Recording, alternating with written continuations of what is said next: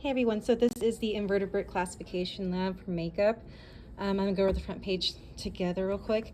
So all animals belong to the domain Eukarya, E-U-K-A-R-Y-A. All animals belong to the kingdom Animalia. And then all vertebrates, so having a backbone, like fish, amphibians, reptiles, birds, and mammals, belong to the phylum Chordata. So I have this up on the projector screen. Drama 1, Drama 2. So then fill in the remaining taxonomic classification levels on the left-hand side of the table, list the phyla of each invertebrate, and then write the scientific name. So it goes domain, kingdom, phylum, class, order, family, genus, species. So dumb King Philip came over for good spaghetti. So for the animal phyla, this is from the notes from the, what is an animal? Okay, so the dubia roach, it says class Insecta. So it is gonna be in the phylum Arthropoda. But if we look at the table, Insecta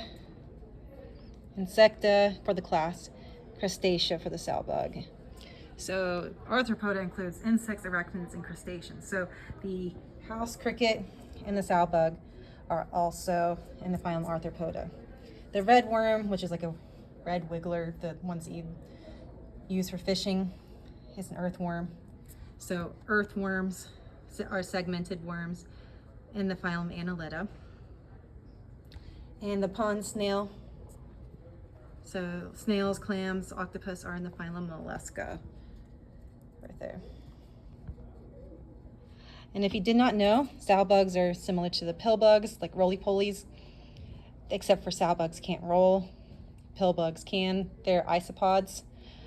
If you didn't know, they are actually crustaceans, like a crab.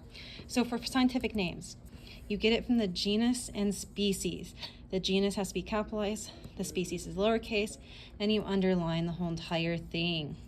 The boxes are kind of small, so you might have to write like the genus above the species and then underline it like this. So the very first one for the dubia roach is a Blaptica dubia. And if you had to write it like on top of each other, that's fine. And just underline the whole entire thing. Go ahead and if you need to pause, and fill in the rest of the scientific names for the other 4 species. Okay, so let's go into these questions. Do all invertebrates belong to the same phylum? Explain. So there's 9 major animal phyla.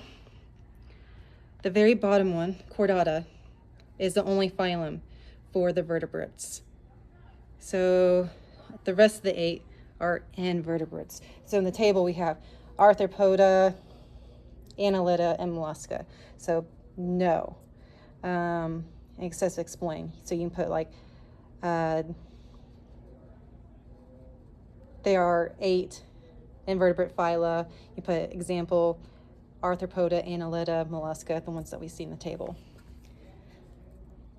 Which 2 invertebrate species are the most closely related and why? So when you do this, you work your way from the top to the bottom. And the one that becomes different first is the least related. The ones that are the same further down are the most related. So they're all different. These 2 are completely different phyla. These 3 are the same phylum Arthropoda. But here we have Insecta, Crustacea. So the 2 insects are the most closely related, so dubia roach and house cricket, because they belong to the same class, Insecta. That right there. This is supposed to say number 5, not number 8, right there. So what type of arthropod is a sow bug, and how is it related to the species in number 5? So the insect and the dubia roach. So a sow bug is a crustacean, and it is also an arthropod. So what other phyla do invertebrates belong? These are the ones that aren't in the table. So sponges belong to Porifera. Jellyfish, sea anemone, and coral belong to Cnidaria. Flatworms belong to Platyhelminthes. Roundworms are Nematoda. We had mollusk, annelida, and arthropoda already. And then the starfish, sea urchin, sea cucumbers are echinodermata. So if you need to pause this, you can. Otherwise, I'm gonna move to the back side with the lab. And I'm gonna go ahead and head back here, but I'm gonna explain symmetry real quick. So like even like a snake, even though it doesn't have legs, you can draw a line down the center just like our body. And there's a left and a right that are mirror images. So even like a worm, you can draw a line, there's a left and right. This butterfly, bilateral symmetry. If you had a dog, draw a line down its back, left and a right. Radial symmetry is like a starfish or a jellyfish where you have a circular base center and you have like rays coming out. And like a pizza, it doesn't matter where you cut it in half, you're gonna get 2 equal halves. The opposite of these is asymmetry. So an organism that doesn't have symmetry. So even like a sponge is an example, but even a crab, that has one claw that's normal size, and this is called a fiddler crab. It has one big claw on one side. They are not mirror images. So technically a fiddler crab breaks that rule of being bilateral and is technically asymmetrical. So when we talk about what's it called? The snail, because the snail shell's coiled, it's gonna be asymmetrical. So I'm gonna go back here to the lab.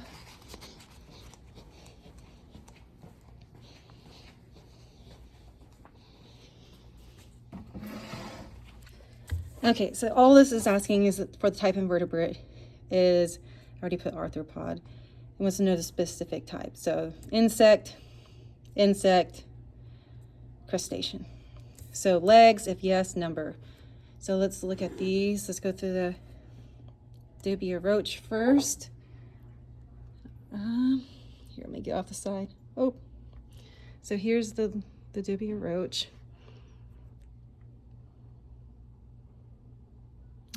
It's kind of hard to tell right here.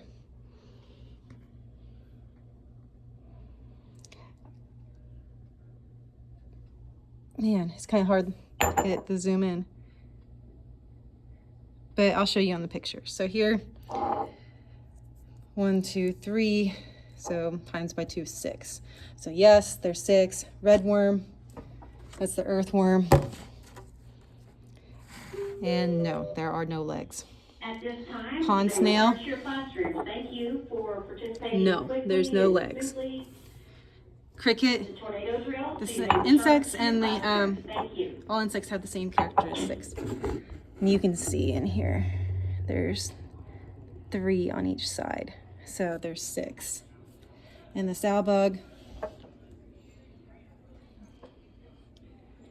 pillbug. Oh my gosh, it's kind of flipped over. Cherokee Channel, please report to the main office immediately. Cherokee Channel, please report to the main office immediately. So there are 1, 2, gosh, 1, 2. There's 7 on each side. It's kind of hard to tell. But there's 7 on each side. So you need. Georgia Messenger, please report to the Yeah, you main can't see all of them office. right there. But Georgia there's 14, or 7 pairs. And for eyes, the dubia roach,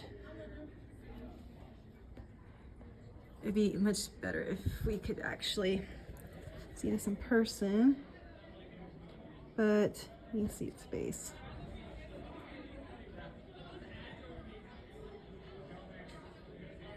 And it does have eyes.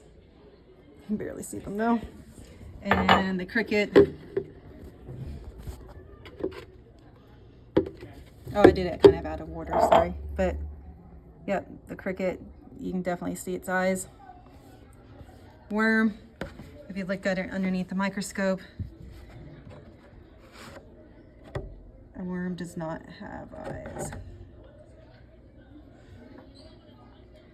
And then the snail, they actually, because right here it says for the antenna, no, tentacles, eye stalks. It's hard to tell right here, but if they had their tentacles out, they do have eyes. is, you can't tell. Antenna. For the dubia roach, you can see on the front, there's 2 antennae.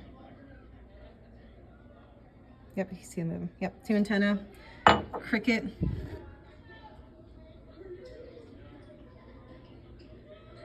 Two antennae. Yep, 2 very long antennae.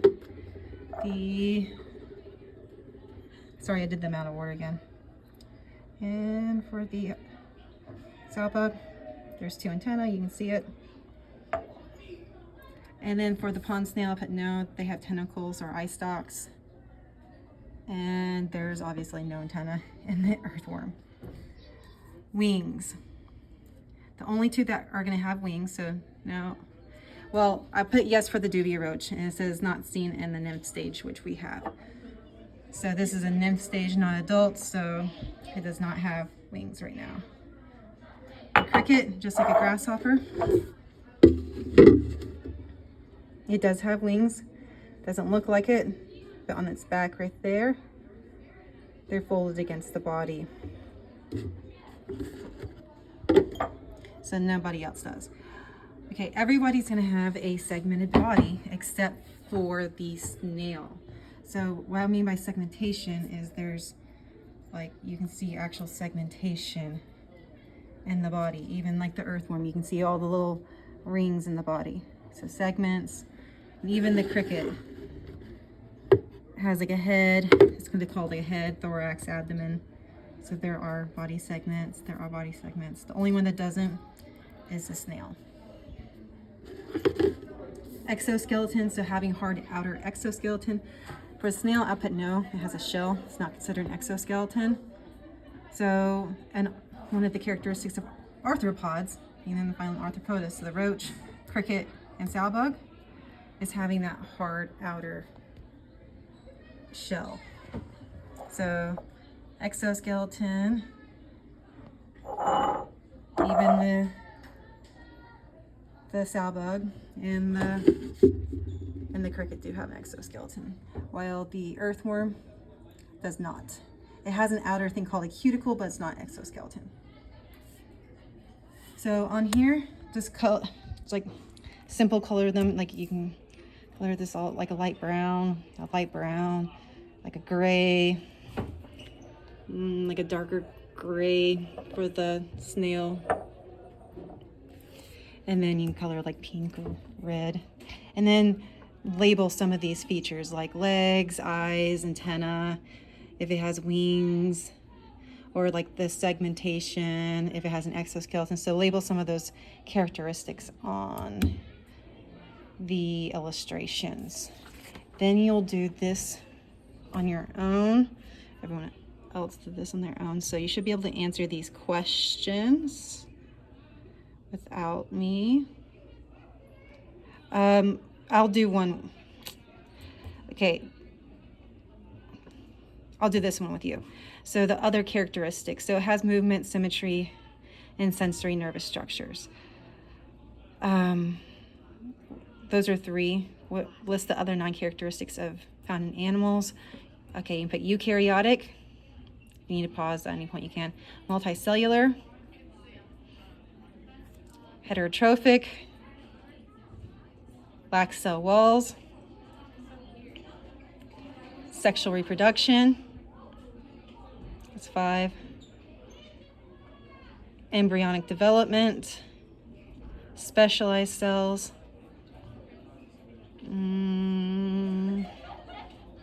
what other ones am I forgetting?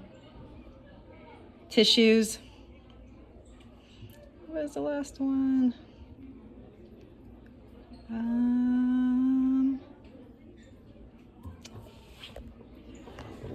Give me 1 second. Let me pull up the study guide for the quiz.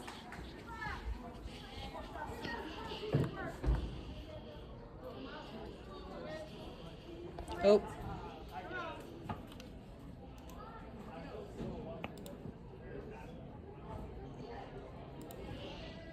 Which one was I missing? multicellular heterotrophic movement. Oh, gas exchange and oxygen. So that's the last one. And then you should be able to answer the rest on your own. If you have any questions in the lab, please let me know.